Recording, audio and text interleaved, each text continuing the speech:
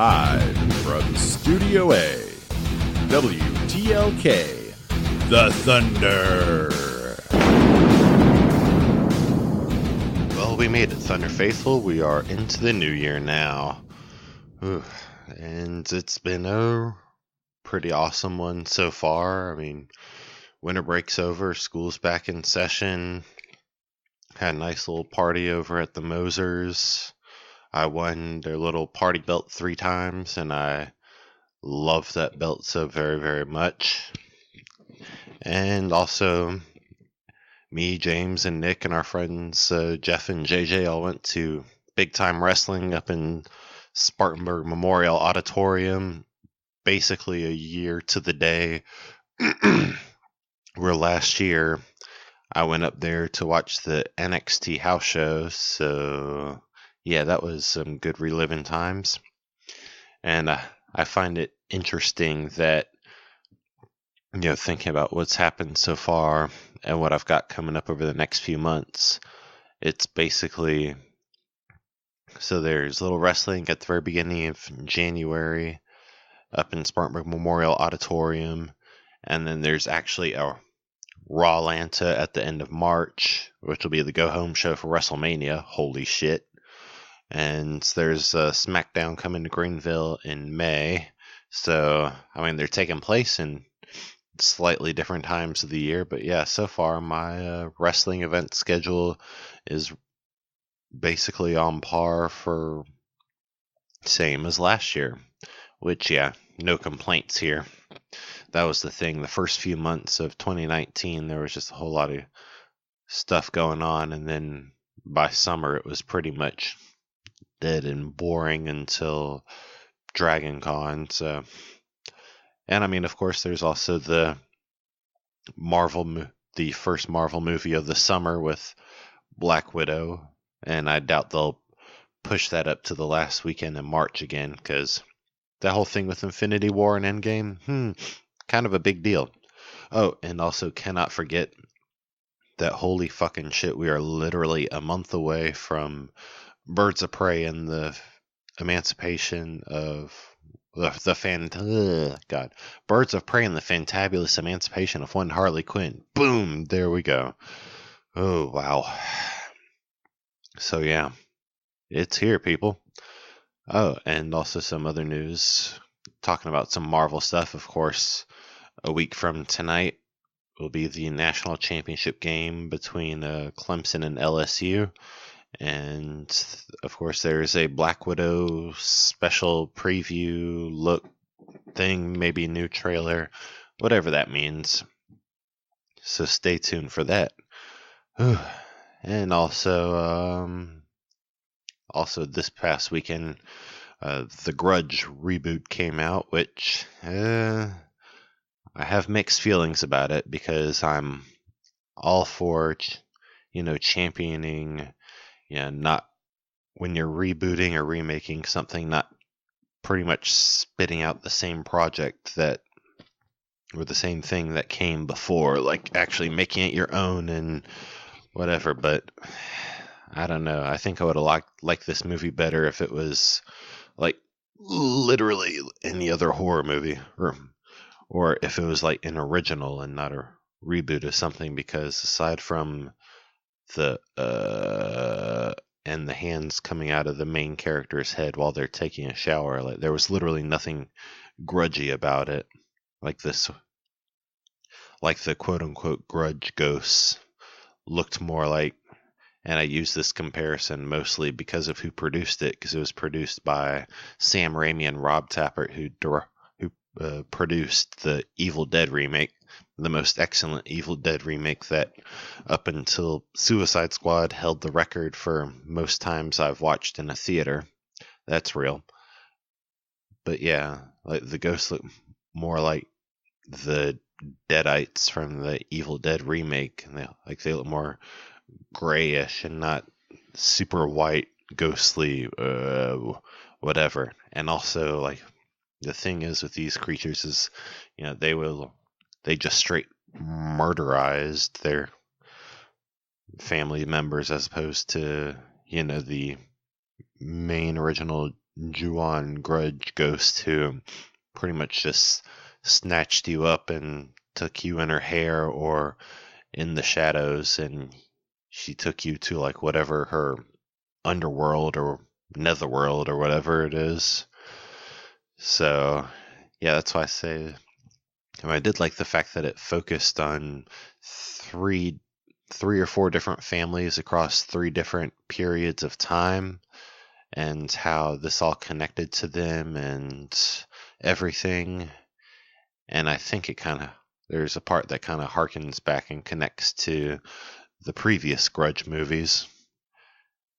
But I mean, other than that, like I said, if it was just an original horror movie, not a reboot of anything, it would have been just fine with me. But with it being The Grudge and knowing said rules of The Grudge and all that, I just think they deviated a little bit too far.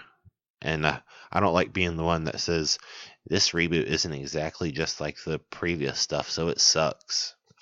If it captures the original spirit of it, sure, like make it your own, but it still has the original spirit. That's cool. But if you just take like 1 or 2 little things and then basically just make the rest of it ghost kill people horror movie, then But I mean, was anybody really expecting anything more?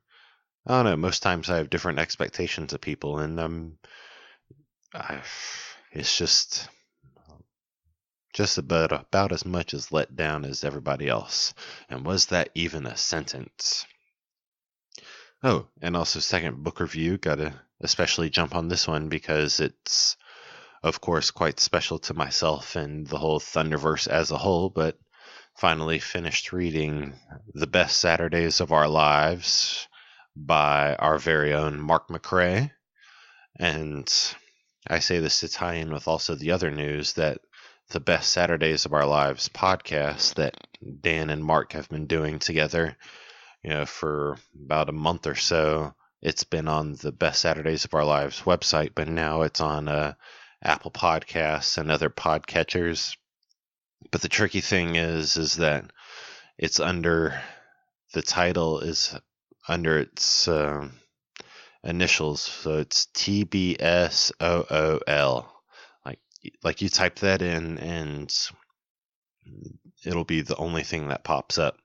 If you type in the Best Saturdays of Our Lives into your podcatcher, you'll see this one anime podcast in which I guess Mark did an interview for some time ago, and you'll see Nerd Bliss, because Mark was on there, so you'll see that, and then you'll see the Best Saturdays of Our Lives podcast, the full thing. So go check that out, and also definitely check out his book, order it from his website, and he'll send you an autographed copy himself. It covers the Best Saturdays of Our Lives newsletters that he sent out to a mailing list of people who were, major players or players in general in the kids animation industry.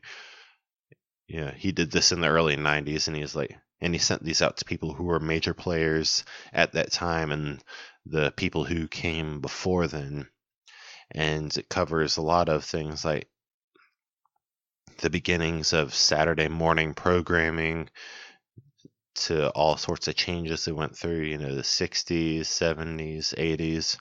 But he also does cover the 90s. So, people my age and a little older and a little younger, they'll be able to look at parts of that book and be like, oh, hey, I remember that. There are 2 back-to-back chapters that the first one covers Mighty Morphin Power Rangers, and then the very next one covers Doug.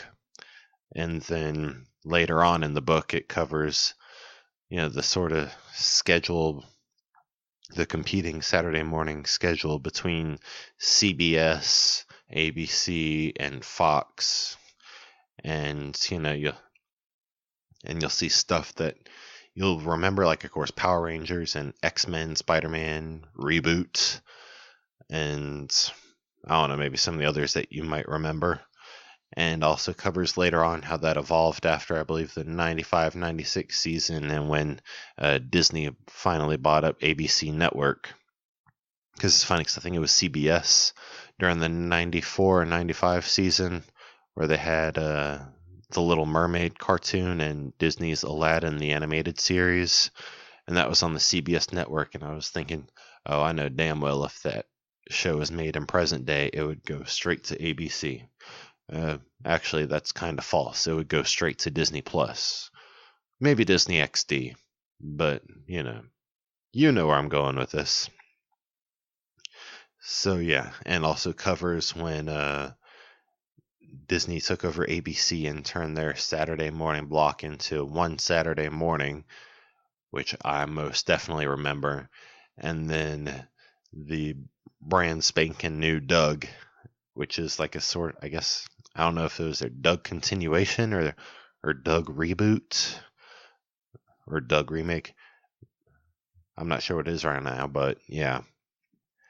So yeah, best Saturdays of our lives. Absolutely check it out. There's memories in it for everybody, and there's even more to learn beyond that for everybody.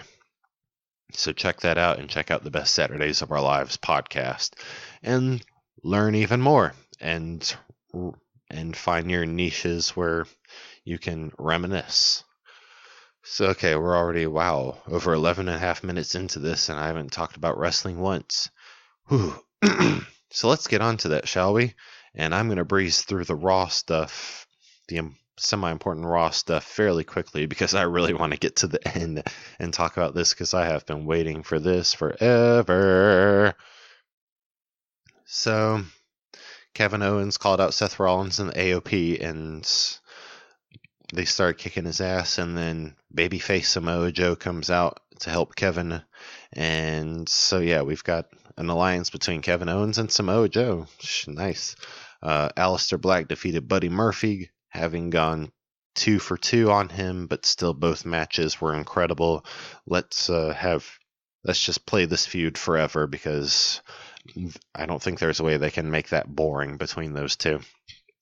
Also, Charlotte Flair announced that she's the first woman of the new decade to declare for the Women's Royal Rumble, or the first superstar in general. And then she defeated Natalya with some 24/7 hijinks. And Becky Lynch said that she'll defend the Raw Women's Championship against Asuka at the Royal Rumble, and she got that because she's coming up on her contract soon, and she refused to sign it until she got said match, so there we go. And the Street Profits defeated the OC, who've been bragging that they've beat the Viking Raiders like twice now, so there's now going to be a triple threat on tonight's Raw between the Street Profits, the OC, and the Viking Raiders for the Raw Tag Team Championship. Randy Orton came out because there was the news that broke all over the internet that he suffered a serious leg injury at a house show in Hershey, Pennsylvania the previous evening. And so he came out on crutches and had a brace on and everything, and gave a speech very powerful, very similar to other sorts of, I'm injured, I have to go away for a long time, or I have to retire. Like, it was definitely right on with the tone of when Edge retired due to his neck injury, and when Roman Reigns had to relinquish the Universal Championship to go away for a while to fight leukemia. Like, this was definitely had that genuinely sort of serious, somber moment. And, he didn't know if he was going to make it to WrestleMania, and he didn't know if this was going to be the end of his career and all. And then AJ Styles came out, of course, being the big old butthole he is, and started taunting Randy and kicking his crutch and all that. And he was just like, you better be at WrestleMania. You're lucky I'm a patient man. And then Randy was like, AJ, that's the difference between you and me. You're a patient man. I'm not. And then he just gave AJ a big ol' RKO. And it came from somewhere, but nobody saw it coming. So basically, this is your weekly RKO out of nowhere moment. And then Randy stepped on the middle post, did his little pose, and his music dropped. So yeah, he faked it. Oh man. Maybe to some people that they could see that coming a mile away, but yeah, I'm sorry. I was worked. I was marked, and you know what? I'm okay with it because that means I'm still heavily invested in this damn thing that we call sports entertainment. All right. And Andrade was about to murderize a jobber on the concrete like he did to Humberto Carrillo. And then Ricochet came out and said, "Hey, you hurt my friends Humberto Carrillo and Rey Mysterio.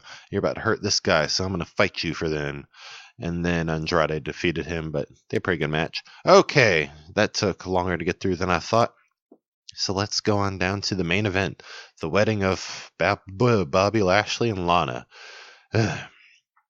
So they were taking an unnecessary long amount of time to say their vows, and then the preacher, whatever, was just like, if anybody has any objection, then Lana's first husband, which is not Rusev, came out and said no, and then they got rid of him, and then they did like, okay, so anybody who objects, please speak your piece.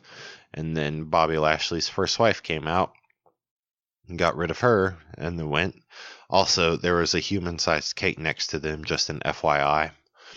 And then there was like, for the third time, there was like, if anybody objects, speak now or forever hold your peace. And then a woman came out, that woman being Liv fucking Morgan. Finally, she's actually doing something now. And she came out all heartbroken and crying, saying that she just can't stand by and watch the love of her life get married, to which you're led to believe that initially that's Bobby Lashley. And of course, she revealed it to be Lana, which, okay, I mean, are you trying to shock us that they're quote lesbians? I mean, this is 2019. The whole lesbian angle isn't really shocking. The thing that was shocking is I never imagined she would be put into this particular storyline, but I mean, at least I'm finally getting some sort of payoff from having to suffer through the Lana Lashley thing the last few months. And then Rusev came out of the human-sized cake, and Lana was beating the shit out of Liv, and then after Rusev came out and started beating the shit out of Lashley, Liv started beating the shit out of Lana, and pretty much at the end it was Liv and Rusev standing tall over Lashley and Lana, which, good God, you could put on WWE 2K20 and hit the mixed tag team mode and be like, okay, we're just going to hit randomizer and see what we get. And in 1,000 tries out of 1,000 tries, I bet you'd never get Rusev and Liv Morgan. I mean, you might now since they had this moment, but beforehand, you would never imagine that Liv Morgan and Rusev would be teaming up with each other. So yeah, that was quite an interesting Raw. And on tonight's Raw is the Triple Threat Raw Tag Team Championship between the Street Profits and the Viking Raiders and the OC, and Brock Lesnar will be returning to do something. So anyway, NXT. No wrestling's happened, except the wrestlings that had already happened over the past year, but this was the year-end awards. The Undisputed Era won NXT Tag Team of the Year. Adam Cole won NXT Male Competitor of the Year. Shayna Baszler won NXT Female Competitor of the Year. Johnny Gargano and Adam Cole won NXT Rivalry of the Year. Dakota Kai won NXT Future Star of the Year. TakeOver War Games won NXT TakeOver of the Year. Keith Lee won NXT Breakout Star of the Year. Johnny Gargano against Adam Cole in a 2 out of 3 falls match at TakeOver New York won NXT Match of the Year. And Adam Cole won NXT Overall Competitor of the Year. As if that man needs any more gold. So anyways, SmackDown. Lacey Evans and Dana Brooke defeated Sasha Banks and Bayley and Alexa and Nikki And I mean, okay. I mean, it's a fairly interesting story going on between Lacey and Bailey, but I mean, even Alexa came out and said, I mean, I don't know what we're doing here, but I mean, we have nothing to do with this storyline, but hey, let's win and start to try to get back to the women's tag team titles. I mean, and that was basically what it was. Next up, Shorty G defeated Dash Wilder of the Revival, and then after teaching them that they should accept their little unique stuff and just be who they are and all that and whatever. And then once he defeated Dash, Sheamus's music dropped after having several weeks of promos, almost as long as Liv Morgan has. And he chased off the Revival, and then he gave Shorty G a big old boot to the face, or more to the chest, but I like saying in the face. And then Kofi and Big E had a platter of pancakes that wrote out 2020 on it, and the Miz was just, feeling the pressure of, trying to protect his family from the Fiend. And Kofi was just like, this has been a great decade for you, though, man. You've won more titles than anybody. It's tied with me, but, it's you. And the Miz was like, this isn't about titles. This is about the Fiend and defending my family, blah, blah, blah. And then he smacked the 2020 pancakes out of Kofi's hand, and he was just like, okay. Kofi was being cool about it, and he was just like, yeah, I'll give him a match and, help him blow off some steam. No big deal.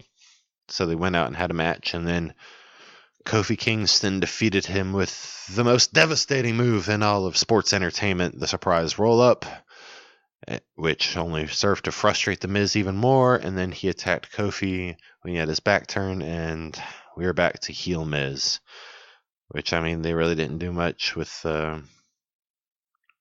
face Miz, so I guess we'll just turn it around and also serve in the greater story of the Fiend changing people apparently back to who they were in literally 2010. Like, the Fiend is literally hung up on 2010 more so than I was pre-2018. And then soon afterwards, Kathy Kelly went to the Miz's door to get an interview and to get some answers about what happened. And the door opened, and who else walked through but the Miz's longtime friend and, of course, returning WWE superstar, John Morrison. All right. And so, yeah, I mean, we've known for like a month or so John Morrison's returning, and here it is with heel Miz again, just like the old days. And then pretty much skipping over to the main event, it was Roman Reigns and Daniel Bryan versus Corbin and Ziggler. And before that, Kathy Kelly interviewed Roman and Daniel, and Daniel said he's going to defeat the Fiend at the Royal Rumble and become Universal Champion. And Roman was just like, so you're going to be Universal Champion after the Royal Rumble, and I'm here announcing that I'm going to be in the Royal Rumble as an entrant, and I'm going to win that Royal Rumble. So that means it'll be you and me at WrestleMania. And then they just had this tense, weird, ooh, we're going to fight eventually. Which, I mean, Roman versus Daniel at WrestleMania for the Universal Championship would be absolutely bonkers amazing.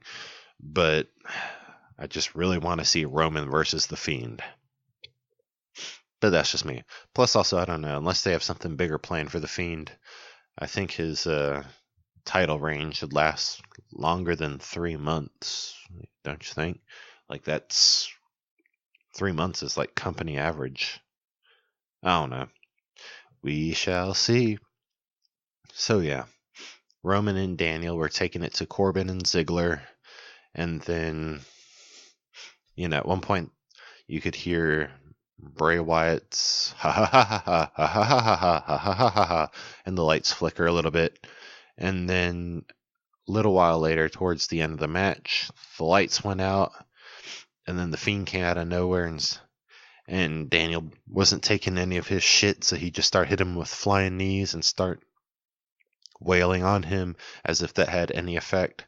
But pretty much Bryan got mandible clawed right there and then just disappeared. And so Ziggler and Corbin took this opportunity to try to chain up Roman again and dump dog food on him. And Roman was fighting them off, and just when you think we'd have to see that bullshit again, the music drops and you hear, Usos! And then Jimmy and Jey Uso, second cousins of Roman Reigns, both come out. They hadn't been seen in like many a few months because they couldn't stop getting DUIs. And they came out and they helped their Usos fend off Corbin and Ziggler, and the bloodline stood tall. So, welcome back, Jimmy and Jey. Originally, they were drafted to Raw during the Superstar shakeup, and it seemed like they were going to be the thing to finally spice up a deadening, boring Raw tag team division. And then, yeah, shit happened outside of the ring, and no one had seen them since this last summer, I think, I would guess. So, yeah, they're back. So this has been WTLK The Thunder. Drink, fight, and make your ancestors proud.